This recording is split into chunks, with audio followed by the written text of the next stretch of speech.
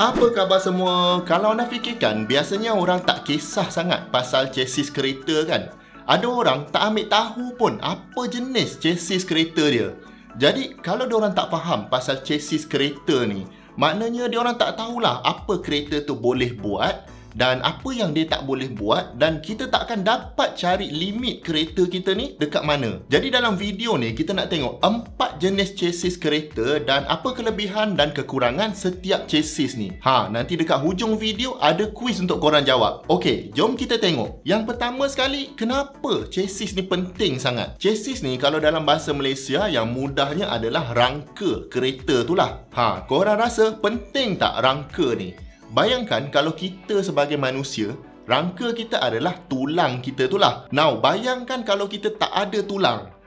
Memang jadi lembik lah badan kita ni. Nak berdiri pun tak boleh. Sama juga dengan kereta, dia mesti ada rangka dia. Maknanya dalam kereta kita ni ada part-part yang memang dibuat lebih keras dari part lain supaya dia dapat support berat kereta tu. Jadi part-part kereta yang lain akan disambungkan ke chassis ni lah. Contohnya kalau enjin, kita akan guna engine mounting untuk lekatkan dia dekat frame kereta. Sama juga benda lain yang berat-berat macam gearbox, drive shaft, differential, suspension dan macam-macam lagi.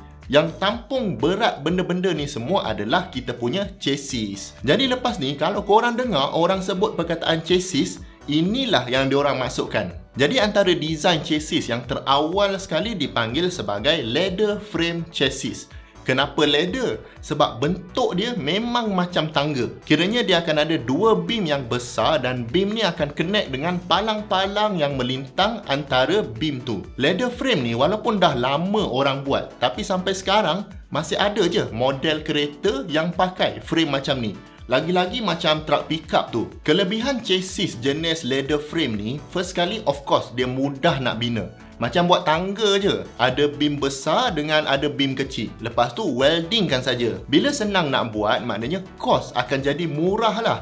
Dan manufacturer kereta kita sentiasa cari helah untuk jimatkan kos. Lepas tu bila frame ni dah pasang, disebabkan bentuk dia yang open je macam tu, part-part lain memang senang kita nak pasangkan dekat frame ni. Biasanya chassis ni dia dah tebuk dah lubang-lubang untuk boltkan transmission ke, engine ke dan komponen-komponen lain. Nak buka balik part-part ni pun senang. Dan mungkin satu lagi kelebihan chassis ladder frame ni adalah dia punya bentuk tu membuatkan frame ni agak kukuh lah berbanding jenis chassis yang lain. Tapi disebabkan construction dia menggunakan beam yang besar, kekurangan chassis yang macam ni adalah dia memang berat. Jadi tak boleh lah guna untuk kereta sport contohnya. Tapi untuk truck pickup contohnya memang tak ada masalah. Lagipun truck pickup ni memang nak angkat barang berat, jadi memang kena ada support structure yang kukuh. Dan satu lagi kekurangan ladder frame chassis ni adalah walaupun dia kukuh, dia tak mudah bengkok, tapi torsional rigidity dia agak lemah. Maknanya kalau kita twist frame ni, dia tak berapa kuat sebab bentuk dia tu leper je. Jadi badan kereta tu sebenarnya tak rigid dan cornering pun tak berapa sedap lah. Tapi kalau kata pickup truck yang guna frame ni, bukannya kita nak bawa laju pun kan. Jadi memang tak ada masalah. Okey, jenis chassis yang kedua pula dipanggil sebagai backbone chassis. Dalam bahasa Malaysia, backbone ni adalah tulang belakang lah. Jadi memang betul pun, rupa chassis ni macam tulang belakang. Chassis ni simple je, dia ada sebatang beam 4 segi.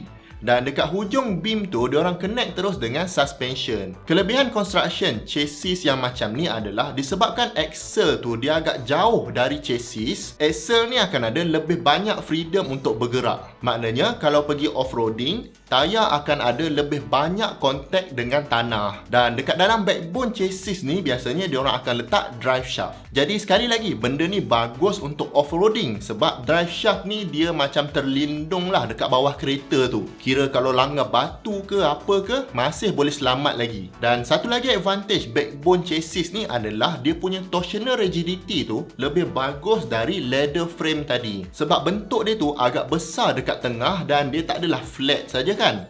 Jadi lebih susah kalau kata kita nak twist kereta ni. Jadi kalau torsional rigidity kereta ni kuat, biasanya kalau kita corner, kereta tu memang rasa solid. Tapi backbone chassis ni still tak berapa popular sebab dia ada banyak jugalah kelemahan kalau kata nak letak dekat kereta harian kita tu. First kali, chassis tu duduk dekat bawah je tau. Jadi kalau kereta tu passenger car, agak kurang lah protection untuk passenger. Kalau roll pun memang harapkan body sajalah untuk tampung berat kereta tu.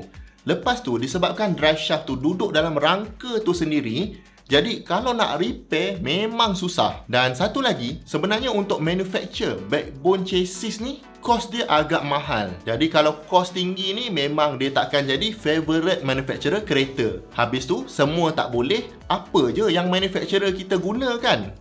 Untuk kebanyakan kereta harian kita, diorang menggunakan chassis jenis unibody. Chassis unibody ni bermakna load kereta tu bukan saja ditampung oleh tapak dekat bawah kereta tu, tapi rangka-rangka sekeliling pemandu dengan penumpang tu pun main peranan juga untuk distribute load ni. Jadi ada bahagian-bahagian dekat frame ni memang diorang reinforce dengan material yang lebih kuat dari biasa. Sambungan antara structure ni pula tak semestinya kena solid tau. Kadang-kadang diorang weld dan kadang-kadang diorang guna automotive glue plus dengan rivet. Kadang-kadang ada juga yang confuse antara unibody dengan monocoque sebab dia macam lebih kurang sama. Lepas ni kita tengok monocoque tu apa. Jadi antara kelebihan unibody ni adalah penumpang dalam tu lebih selamat berbanding chassis yang kita dah tengok sebelum ni. Sebab unibody tu bentuk dia macam sangkar tau. Dan lagi satu, dia punya torsional rigidity tu pun lebih bagus dari chassis yang sebelum ni. Sebabnya structure tu memang besar dan dia 3D, jadi susah nak flexkan body yang macam ni. Tapi walaupun body macam ni merupakan favorite manufacturer, tak semestinya dia tak ada kekurangan. Antara kekurangan chassis unibody ni adalah dia sebenarnya agak berat sebab chassis tu daripada bawah sampai atas. Jadi kalau manufacturer nak ringankan kereta ni, dia kena guna material yang lagi ringan lah. Macam aluminium alloy dekat kereta Tesla tu contohnya. Jadi kos pun akan lebih mahal. Okey, jadi mungkin satu lagi jenis chassis yang sangat popular lagi-lagi dekat motorsport macam F1 tu adalah chassis monocoque. Sebenarnya perkataan monocoque tu sendiri dah boleh explain benda ni benda apa tau. Perkataan ni berasal dari France dan membawa maksud single shell, macam telur tu. Jadi maknanya monocoque ni rupa dia tak macam rangka pun. Dia macam sampan. Maknanya bukan setakat rangka tu je yang tanggung load, tapi badan monocoque tu pun tanggung load yang sama juga. Kalau unibody tadi, frame tu je yang tanggung load. Tapi monocoque ni, construction ni biasanya satu unit je dan semua part dalam unit tu akan tanggung load ni. Dan untuk racing, memang monocoque ni dibuat dari carbon fiber lah.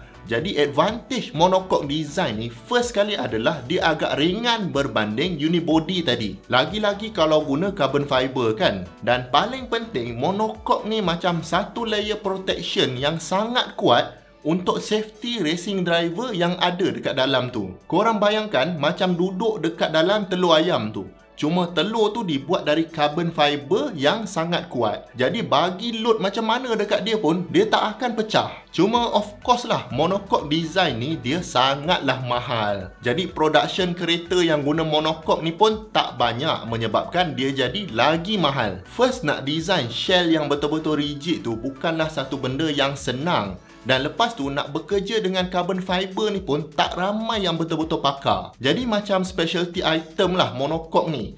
Cuma kereta racing dan kereta hypercar saja yang boleh afford untuk pakai monocoque ni. Even kereta racing pun tak semua pakai tau. Mostly pakai tubular chassis. Dia macam unibody juga, tapi banyak guna tube untuk protection race driver tu. Macam roll cage lah.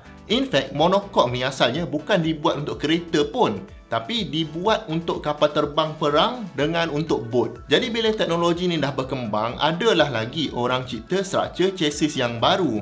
Ada yang guna casing battery pack tu sebagai structure chassis macam kereta Tesla. Lepas tu ada juga orang cuba guna transmission dengan engine tu sebagai load bearing punya equipment macam motosikal tu.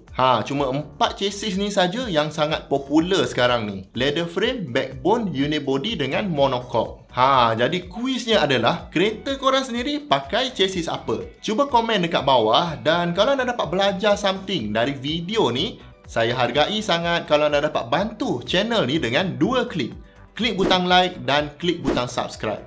Dan jangan lupa juga untuk sharekan video ni pada siapa-siapa yang anda rasa bermanfaat. Jumpa lagi di video yang akan datang. Assalamualaikum.